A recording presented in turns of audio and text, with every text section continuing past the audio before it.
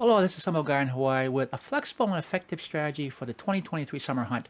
The hunt is a Borderlands tradition, a community-run scavenger hunt wherein players can try to obtain a copy of as many legendary unique items as possible in a set amount of time. It's also a charity event to raise money for St. Jude's Children's Research Hospital. The latest hunt is scheduled for 7 to 13 August. I have participated in 3 hunts so far, 2 of them involving Borderlands 3. During the first of those, I finished the story as quickly as possible and got to max level before I began farming in earnest. I grabbed any items that dropped along the way, but I didn't stick around to farm any dedicated sources until I hit 72. I did okay. I got about 60% of the items, scored 670 out of 1145 possible points. But then I ran the numbers like I do formulate this strategy, and during the second BL3 hunt, I fell too short of getting every item. So if you're serious about getting as many items on the list as possible, you need to try this strategy, even though at first glance it goes against conventional wisdom. And that strategy is to prioritize farming hunt items over completing the story and or getting to max level.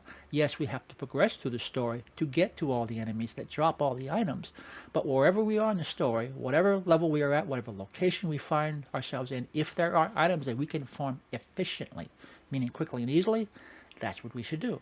Why? Because this not only gets us items on the list, it also earns us XP. XP that in turn gives us the opportunity to overlevel with respect to the regular game content. In normal mode, regular story and side quest enemies in each map exist within a certain level range. At the low end, Pandora enemies max out at around level 11. Gigamine is normally around 13, Rampager is about 19 to 23, etc.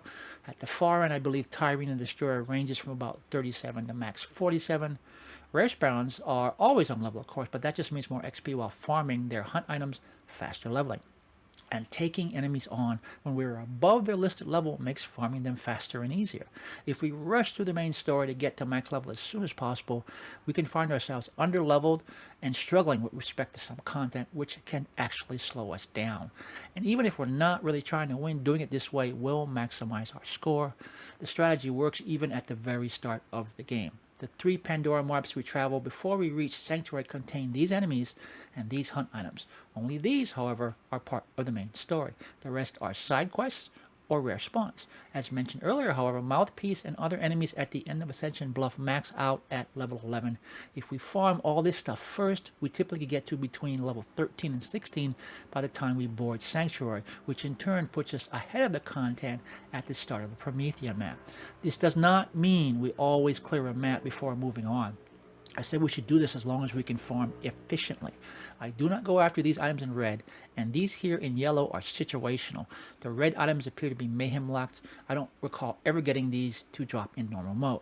Shiv's items make sense. The devs probably didn't want a repeat of the Hornet in BLT.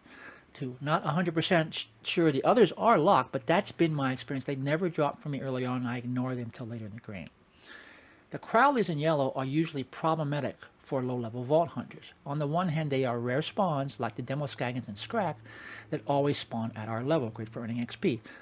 Unlike the Demoskagans and Scrack, however, we can't use a vehicle to soften them up first, and worst of all, we have to fight not 1, but 7 of them.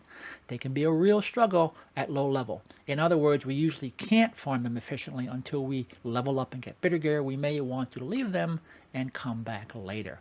Additionally, once we get to Sanctuary, our farming choices expand drastically with 6 DLCs, most of whose content starts out at level 13. We can mix and match our efforts among that content to grab hunt items and level up and stay above the main story content as we go. The DLCs also mean a larger pool of useful legendary items. Okay. Now eventually, we'll farm all the items we can short of endgame. We'll need to finish the story to access the 2 takedowns and raid boss and mayhem locked gear. But again, in normal mode, all but the mayhem locked drops are much easier to tackle with a much wider array of gear. I suggest getting as much non-mayhem items before turning on mayhem and then farm everything we can at M1 before progressing to items locked at M4 and then M6. Okay, a very common strategy is to turn on mayhem 11, farm some vending machines for M10 gear, then drop back down to M1. In any case, once the number of remaining items gets small enough, the strategy no longer applies.